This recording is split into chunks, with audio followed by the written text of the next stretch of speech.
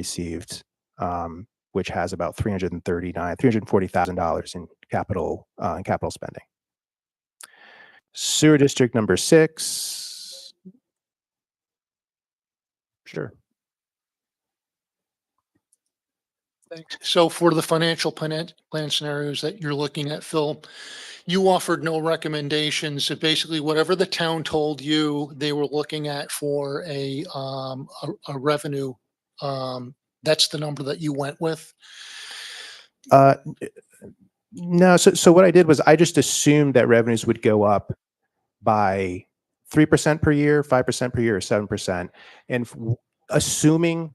But based on a financial plan that the town provided you with. That I built, yeah, that I developed. So I developed a financial plan. I wanted to see how much capital could be funded under those revenue increase scenarios. Not saying that rates are going to go up, revenues are going to go up 5% or 7%. I just wanted to see how much capital could be funded. And then when I looked at the capital plan I was provided, I said, where does that fall? And then that gives me a general indication how much revenues need to go up per year to pay for the current capital plan. So do you see how the bar that's in yellow, it's in between the 3% increase per year and the 5% increase per year? That means that I think revenues need to go up somewhere between 3 and 5% to fund the capital plan as it was provided to me. That has $340,000 in it. Yes. Yep. Okay. Yep.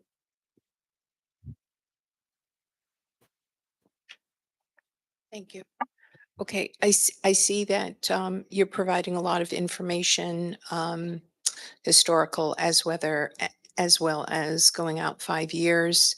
My concern is, I briefly looked at this and incorporated into something that we've paid for. I don't see where you have any kind of cost savings in this. This is all numbers and expenses and revenue projections. And then also, it states in here that you're not going to borrow any money. However, you're going to be raising our assessments and the money is going to come from that. So basically, from everything that I've been hearing, and obviously you're not done yet, so I want to be respectful, but my concern as a taxpayer is I want to see what cost savings do you have in this program? And then also the non-revenue water losses. I don't see a line item for that because we need to know how much money in water losses are we as taxpayers paying for. And then I see that you have a tiered system in gallons usage per resident. So if let's just say I'm just throwing out 3,000 gallons or whatever, but then we're also paying for an additional $1,000 or 1,000 gallons of water loss, and that puts us into another tier. Those are the things that I'm looking to better understand because this is, obviously very important. I'm also a business owner. I have a business in Niskuna and I pay extremely high costs here. So, and I've been living here for over 45 years. So I'm invested here, but I also see that that component of it is missing. And I want to see cost savings incorporated in this. Thank you. I'll tell you, we didn't provide the lost water, but we can provide that to you if there's a way to incorporate it into at least the final kind of plan that's put together. I assume that's the. Excuse me, I don't know if you'd be able to answer this question, but currently, we're paying very, very high water fees.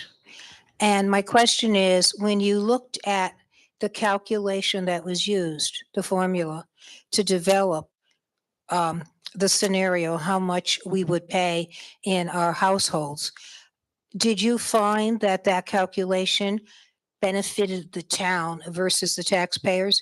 Was it calculated so that the town benefited to make more money? I don't know if you can answer that question, but I'm just, throwing that out. Yes, I didn't review any existing or prior rate calculations and say those are right or those are not correct. Oh, you didn't review any of those. You see, I'm speaking for myself as a homeowner and a taxpayer. That's my main concern that I guess I expected that I might hear is that what we're paying now, does it benefit the town or the taxpayer? And I know it doesn't benefit the taxpayer. So you didn't review that, and I understand that. But that was something that I was hoping we might get a better understanding of. Thank you very much.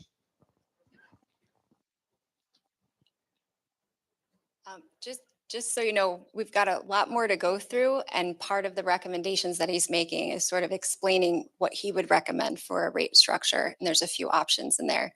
So I don't know that it directly answers the question, but he did go through the rates. That's right. I'll save my question for later. All right, so moving on to Sewer District 2. I'm sorry, moving on to Sewer District 6 from Sewer District 1. We have our 3%, 5%, and 7% increases in how much capital they can fund. And again, we're closer to the 3% annual revenue increase for Sewer District 6. So with a 3% annual increase to system revenues, that would pay for 1.1 million in capital, and the capital plan I was provided showed capital spending of 1.2 million. So you can see with all these scenarios with cash funding the current capital program, we are able to keep the annual increases to less than 5% per year based on my forecast. So the second set of scenarios just shows how things change if you don't pay for the capital projects in cash, but instead you use debt. So essentially you can spread the cost of the capital expenditure over a repayment period of the debt. And through that, you can reduce rate impacts, like I said at the beginning of the presentation. So all I'm showing here for Water District number 1 is that you can, if you choose to finance the capital expenditures in the capital plan, you can fund more capital within the same level of revenue increases that than you could if you cash funded. So essentially, if you debt financed the capital program, you could pay for more than you could if you cash funded it. So that's what these bars are showing here. I'm going to go through this kind of quickly because I just wanted to show that we're looking at different ways of paying for a capital program that helps minimize rate impacts and then keep rates fairly stable from year to year. So this is something that can change. Maybe we look at it again in the future, and we can help make those decisions about when do what capital projects should be prioritized, and how should they be paid for, and then what are the rate impacts of that. We can do that based on the forecast that we have for each of the 3 utility districts. The last financial scenario I have here is for Sewer District 6. So Aaron, you might want to just talk about this briefly, but I know there's a potential for an upsized sewer main, and it was about $10 million. And you asked me to incorporate it into the forecast and say, if we had to absorb this within the rates, what would that look like? So again, that's what financial forecasting can do. We looked at adding this project in. What's the rate impact of that? You can see it would almost double the necessary rate increases over the next 5 years for Sewer District 6 if the utility district had to take this on and it was financed. Did you want to just touch on? Sure. This was mentioned a couple of times in some of the meetings that we had, because we have a sewer line on River Road that's the DEC is saying is at capacity or very, very close to capacity. They've been monitoring it. If you're thinking about where River Road is, we've got a lot of big companies behind there, including Capel. Capel doesn't have the same requirements that most entities have as far as sharing what their plans are far in advance, getting our approvals. It's a different process for them. They have been talking about putting in a building that would house about 350 employees inside of 3 years. They're not final plans yet, but this is what they've shared with us. The sewer would not be able to handle that capacity. So our intention is to make sure that we are asking, the federal government is obviously a part of that, the property owner and a part of that project there, that they would be funding this. But in the event that maybe GE expands or in this case, I think Momentive is attached to that one as well. If there's any more, what would we be looking at? And what would we, if the worst thing happened, what would it look like for 6? I just wanted to make sure we had that information. All right. So now we're moving so going back to the agenda, there was 4 items on it. I said there were 2 main parts, financial forecasting, and then the second part was about looking at the rates and the different rate components. And I came up with some different ways of structuring the rates for the utility districts. We're going to move into that part now. So these are the existing water and sewer rates. And when I look at these, what I see is it's called a base charge, but I consider that a minimum charge. And so for water district number 1, I'll just go through these. I'm not sure how familiar everybody is with them, but for water district number 1, it's $78 for a 6-month billing cycle for residential and $312 for commercial. And that's associated with 9,490 gallons, with up to 9,490 gallons. And then anything beyond that, there's a volume rate. And it's set up the same way for sewer. Okay. What's different about sewer is that the minimum usage is higher. I assume to account for the fact that there's outdoor water use that doesn't make its way back into the system. So I was passed along some information from the town, and title of this slide is resident feedback regarding the water and sewer rates. So I'll go through these. These were the, I think these are the issues that that folks had with the rates. So there was a significant increase to the base rates. And the current base rates put a disproportionate burden on lower use customers. So one thing I'm going to talk about is when you have minimum charges like this, and I should have gone back here and mentioned this. In addition to these rates, you have the debt service unit charge, which is also fixed, and that's on the property tax bill. Okay. So there's a lot of fixed charges. And when you have a high degree of fixed charges, and I'm going to focus on residential, you have a high degree of fixed charges. So if you open up your bill and you say, gosh, all these charges are fixed, it doesn't even matter how much I'm using, I get hit with these fixed charges regardless of my use, that can be a little bit unfair to lower volume users. Okay. And when I see high fixed charges or high minimum charges, I think of a high volume residential customer and a low volume residential customer. Okay. We'll talk about water. The low volume maybe just has 1 or 2 people in the household, and they don't water outside that much. The high volume user has 6 people living in the house, and they water a lot outside. There should be bill differences between the two, right? But when you have a large proportion of the bill associated with a fixed charge, like these minimum charges, and then the debt service unit charge, what that does to the bill differences is it scrunches them together, and there's not significant enough bill differences between high and low volume residential customers.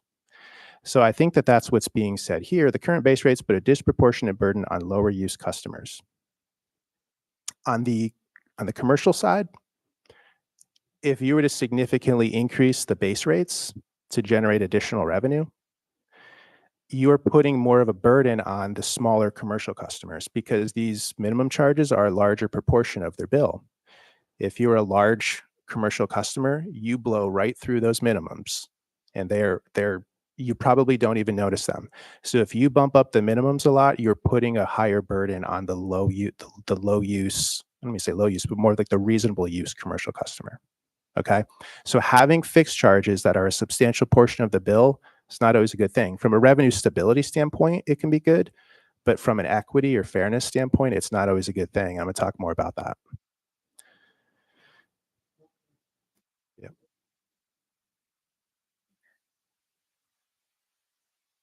Thanks. When you're looking at this residential feedback, if you go back to that slide just one more time, the rates that you're looking at right now are post rate redesign, which occurred about a year ago. So when you look at the example of that $620 for sewer district 1 for a commercial user and the 316, that's basically it was magnified fourfold prior to the previous rate. For example, the water rate was $30.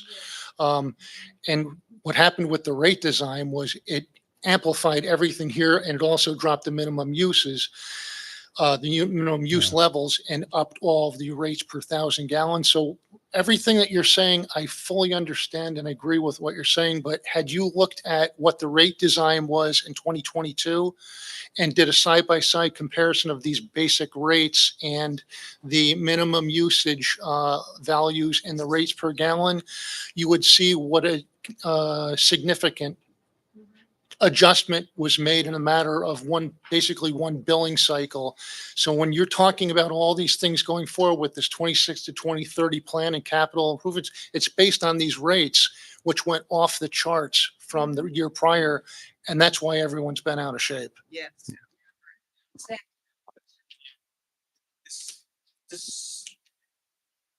This certainly impacted our church. We only use 900 gallons, but we are deemed as a commercial entity. And therefore, our bill went from $30 to $930. So it's like a significant, we only have 18 members.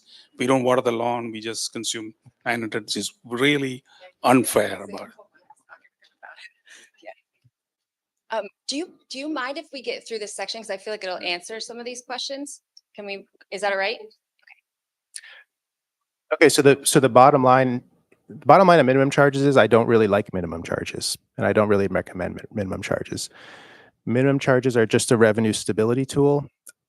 I think in a lot of cases, there's better ways to achieve revenue stability that are more fair, and I'll give you some examples.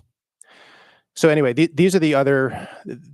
Let me just go through the rest of these. So number 3, sewer use reflects outdoor water use. I mean, that's kind of true. The minimum usage is adjusted for that. There's other ways to deal with that. You can have a return factor for residential customers.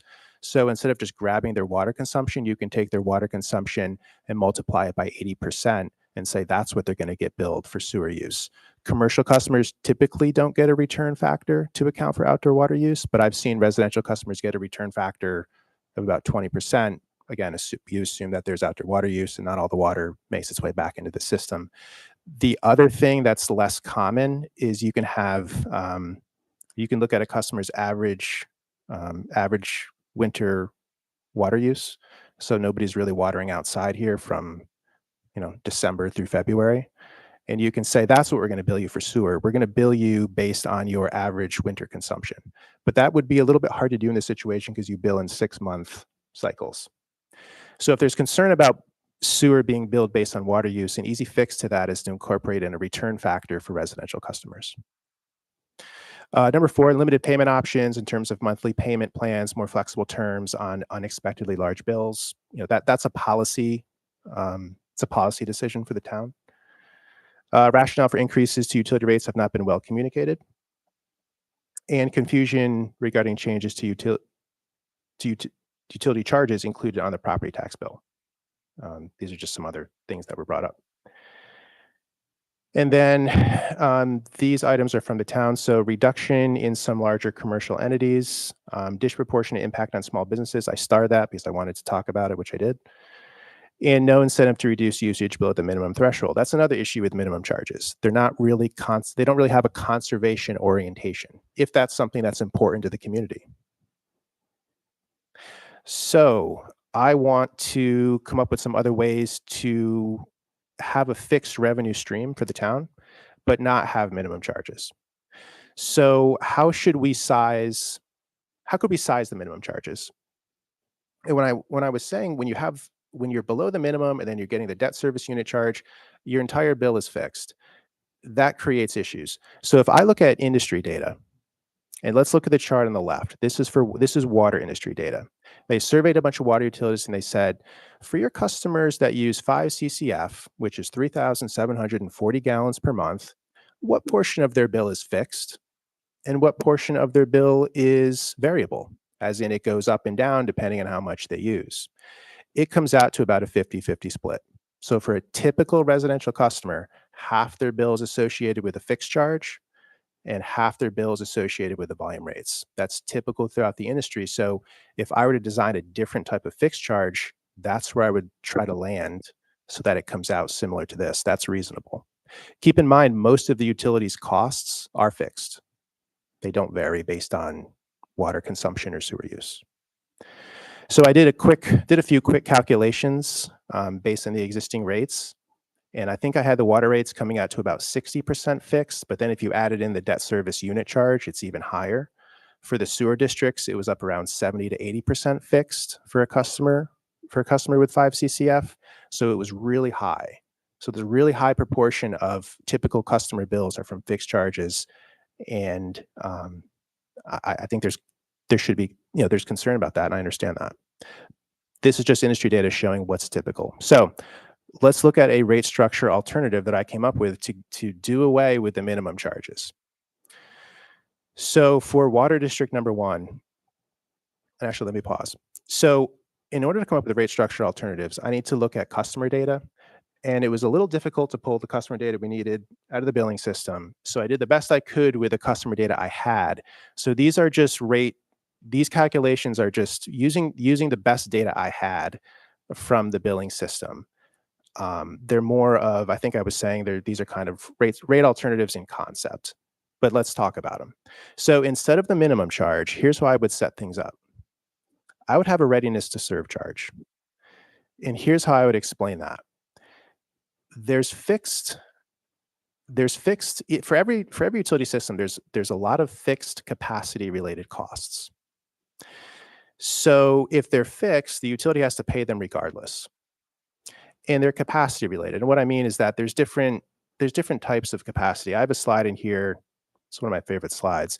It kind of shows how utility systems are designed. There's different types of peaks. So there's base level demand, there's peak day, there's peak hour. So the utility incurs a pretty significant cost to meet the peak demands of the system.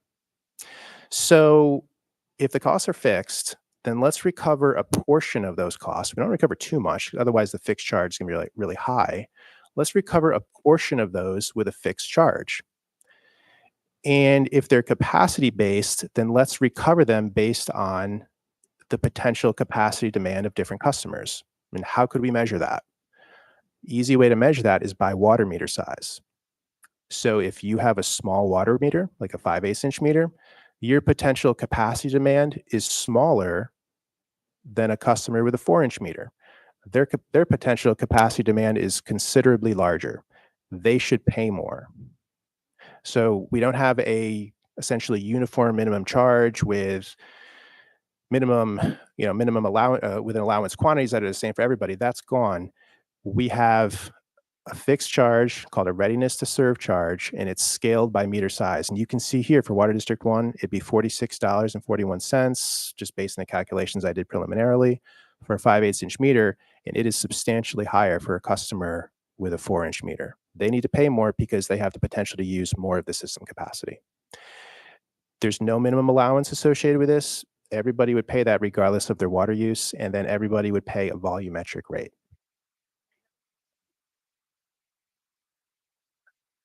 So I'm going to say most of the people in this room have a 5/8 meter. That's, I think, almost every residential entity and a lot of small businesses. The 5/8. 5/8. The first tier. It's about 7,300 and about 162 of them have something higher somewhere in that. And those are just meters. I don't think there's any.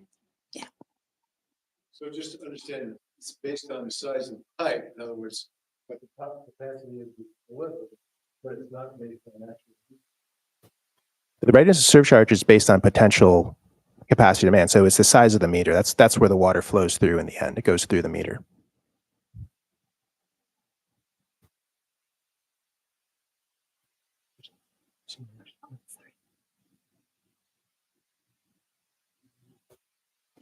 Thanks. I noticed this is for debt service cost, which is currently the flat rate that's on the property tax bill. So is this a recommendation that no charges be made on the property tax bill and that it all comes in the water bill? So this would be, I'm just wondering about that. Yeah, I mean, I think that would make sense, moving it off the tax bill and recovering all costs within these rates.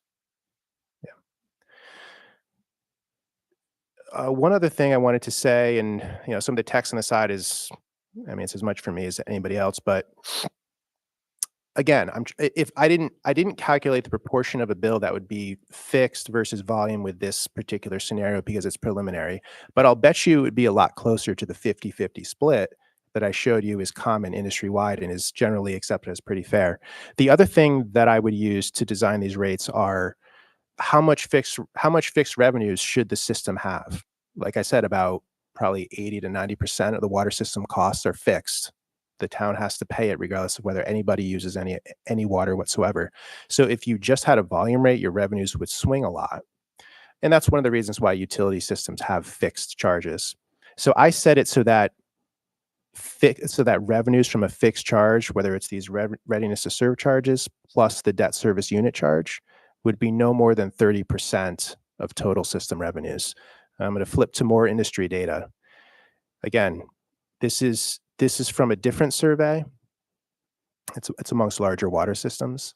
But here's what this chart says. How much revenue do you get from your base and minimum charges?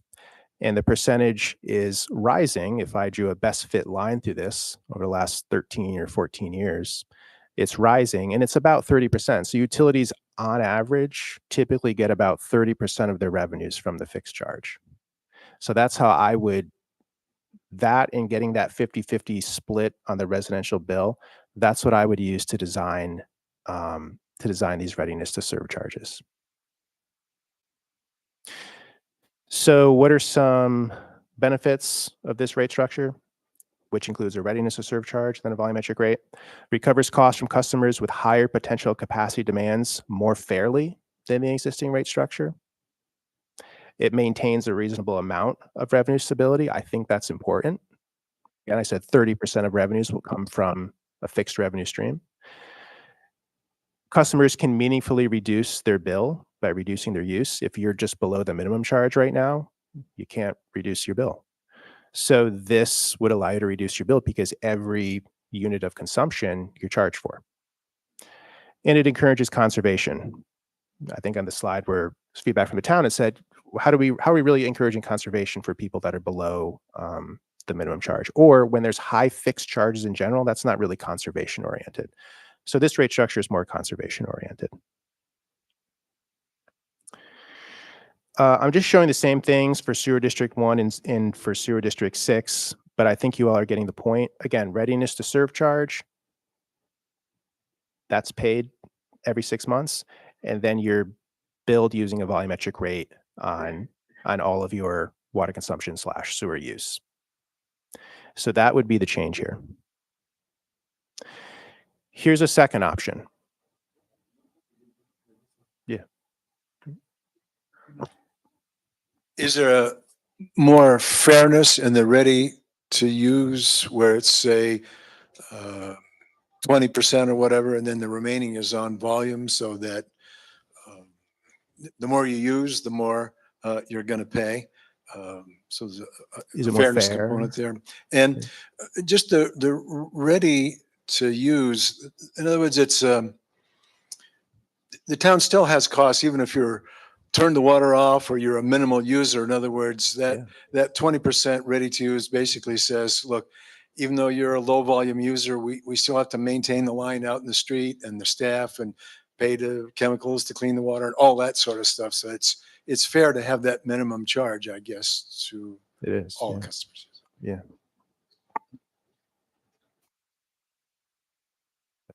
Oh, I know you're trying to get through all this. Just one other quick question with this. Did you look at, with these scenarios, did you look at changing the minimum gallons threshold for either water or sewer? Because again, what we currently have right now is a significant deviation from what the previous rate design was, which has impacted, as you know how the rate design works, it's impacted the overall price that people are paying for the amount of gallons that they're using because the thresholds were dropped while the cost per 1,000 gallons went up. So I'm just curious if you use the same levels that are in the current design, or if you tinkered with it to see if those minimum use gallons made sense, or to even roll back to what they were. Yeah, so I didn't do any analysis of the current allowances within the minimums. I don't I don't know. I don't think I've recommended a minimum charge to any utilities over the last several years. They're around because I think they're kind of like a legacy fixed charge. But anytime I've made recommendations for changes to fixed charges, it's always been to a readiness to serve charge. I think that's a better option than a minimum charge.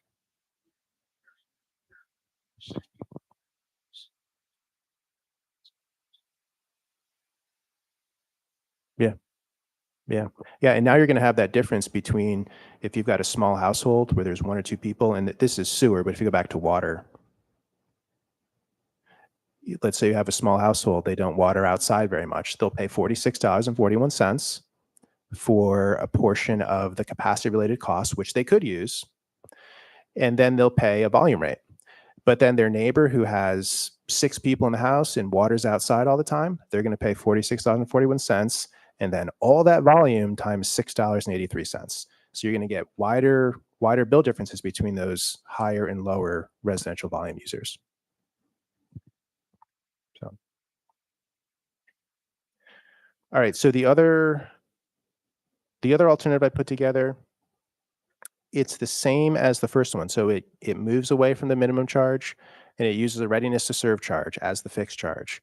But then it also has an essential water use rate. So what is that? That's this slide here. So I split the residential volume rates. Instead of having just one unit rate, I split it into tiers. And I just did it by month.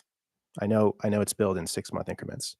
But I'm saying for the first 5,000 gallons, or let me back up. So for tier 1, what I'm trying to do is approximate indoor water use for a typical household within the town. And I'll be a little bit conservative with that. 5,000 might be a little bit high for a typical household in the town, but I'm trying to catch all indoor water use. And I'm saying that's indoor water use. If we want to be more affordability oriented to residential customers, we could offer water within this tier for indoor water use, which is essential water use, at a lower rate. And we'll discount it. We discounted it by half. There's some cost justification for doing that, which I won't get into right now. But that's why essential water use rates are somewhat common throughout the industry for residential customers. And I wanted to offer that as an option here. So again, if water service was billed on a monthly basis, the first 5,000 gallons would be $4.39 per thousand. Anything above that, you'd pay a higher rate because it's assumed to be outdoor water use. It's more discretionary, possibly. And as part of the cost justification, like I said, there's cost justification for why higher users need to pay a higher unit rate. So what are the benefits of this? Well, the first two are the same. It has the revenue stability of the readiness to serve charge. It recovers the fixed capacity related costs more fairly than a minimum charge. However, the essential water use rate also improves affordability for some residential customers, and it better encourages conservation, because if you're using water outside, you're paying a higher rate.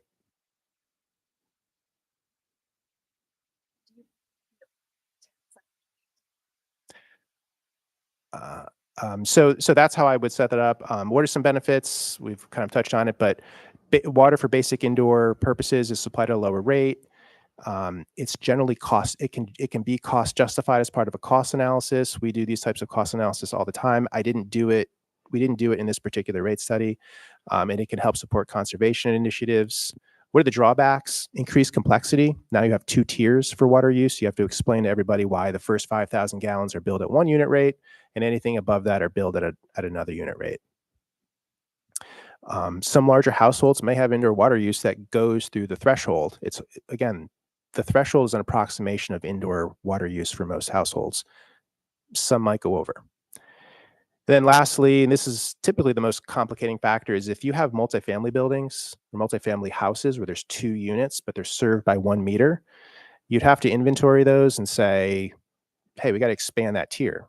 You can't be your 2 households. You shouldn't be subject to the 5,000 gallon limit. It should be 10,000. You have 2 households. So it's extra administrative work to figure out who's served under 1 meter and how should we adjust the widths accordingly. That's the biggest drawback. So what would this look like Again, it's the same readiness to serve charges. I'm doing it for Water District 1, the same readiness to serve charges. I've just split out the residential customers into 2 tiers. We wouldn't have to make the commercial customers pay at the second tier.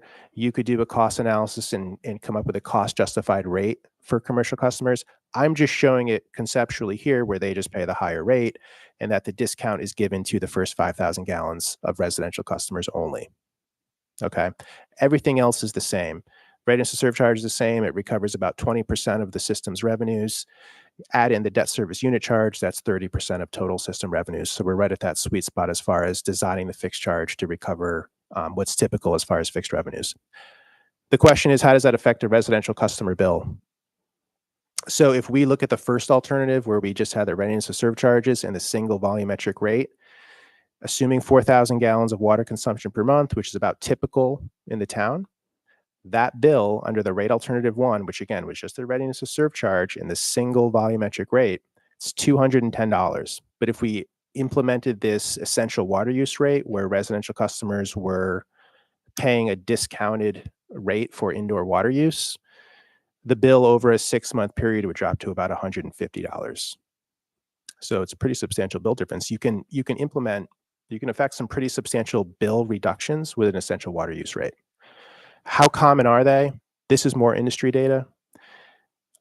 There's an essential water use rate is essentially an inclining block rate. So if you go back here, you can see residential tier 1, residential tier 2. Those are the individual blocks. When the rate goes higher from one block to the other, that's an increasing block rate. Those are pretty common in the water industry.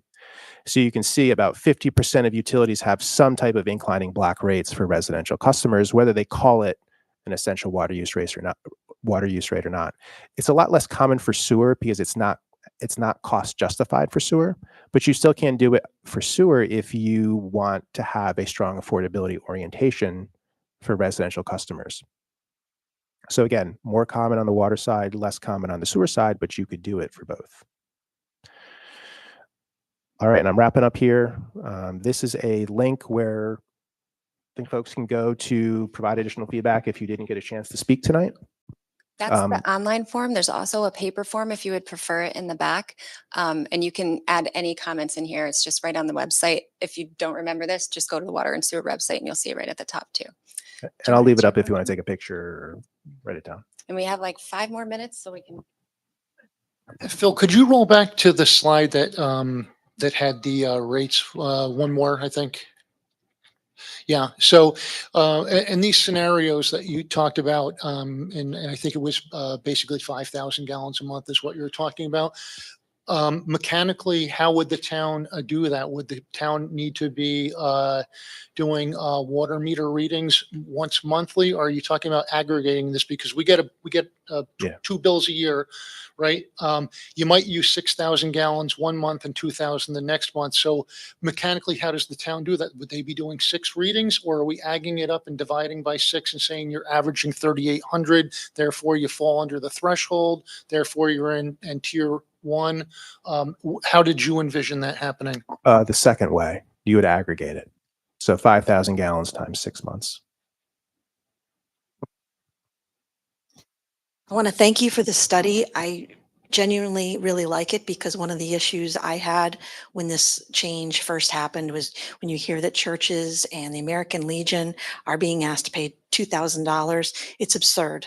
It's absolutely absurd. So I love that you've addressed this, but I am going to say, one of the issues that I noticed when they first changed these rates, there's never talk about mitigating cost. There's never that conversation. From the time the first budget change that was available, it was just, this is how much money we want and this is how we're going to get it. I think that needs to be part of the conversation. And I'm just going to throw this out there because I know at different times we go on Schenectady Water. I don't know if you're a financial guy or an engineer. We've had to shut down our plant at times. We've gone on Schenectady Water. My understanding is that's a huge savings. And I think we're at the point where we need to seriously think about, maybe we need to look at Schenectady if we can't, get the costs under control. And I think that needs to be examined. I can just add to that. if you guys are looking to add comments about the budgets for any of these funds, you would want to come to the budget hearings to listen to the things that are going into the budget, and then you could provide feedback at that time. But the rates are going to be driven by the budget that we adopt for each of the funds. So that would be a good place to come and add comments.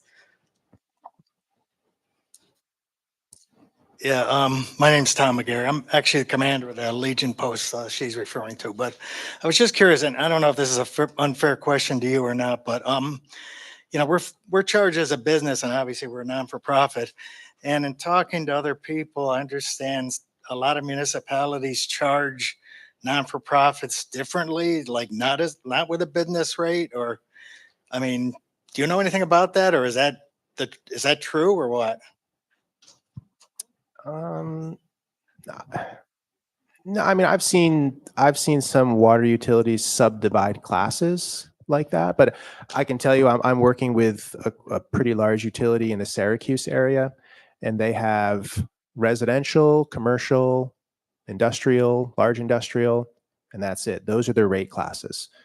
I can think of a lot of others that do the same thing. You know, maybe over the years I've seen like an institutional class, but it's typically not too common. Yeah, I just have a quick question. My name's Scott Lukowski. Now, you've worked all over the Northeast. When you look at our rates and our costs for this town, do you see anything that's extraordinary that jumps out to you, or that is completely out of line with what other like towns and municipalities charge? Yeah, I understand that question. I can tell you that there's a lot of reasons why the cost for water service and the cost for sewer service can vary from community to community. There's a whole list of them. I didn't go through and validate the budget and say all these costs are reasonable, all these expenditures are reasonable.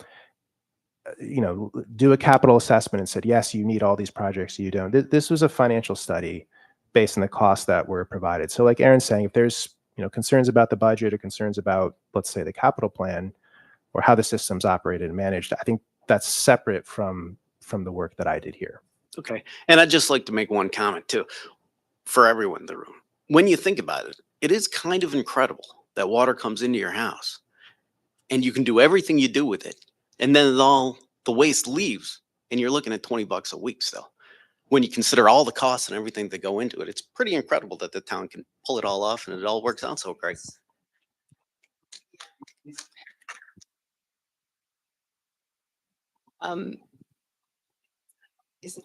Hello? Okay. I have a business, I have townhouses, and I have 1 meter per 5 unit townhouses. I'm charged a commercial rate. So my water charges are extraordinary. And everyone talks about affordable housing. And as a business owner, with the rising costs of water, taxes, it's almost an impossibility. So I just want to throw that out there for those who preach affordable housing. You have to understand the business owners are being strangled by some of these things. And I probably will want more information regarding the different scenarios and how it could help my small business. Because, you know, there are, you know, housing units that are 200 units and I'm paying the same charges and I only have 15 units. So it's really not fair, but I understand you have to have some sort of designation. But if we're going to be giving some cost savings to other commercial properties, I'd like to be considered as well. Okay, I know there's a lot more questions, but we're actually past time right now.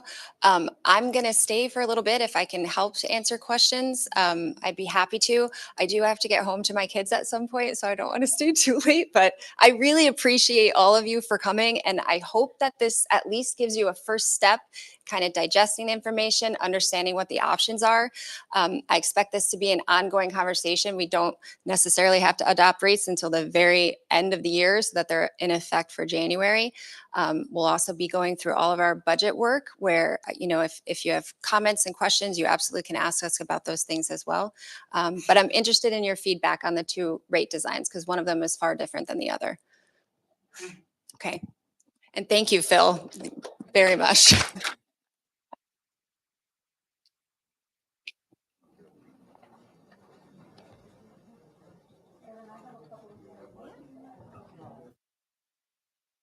I'll stick it.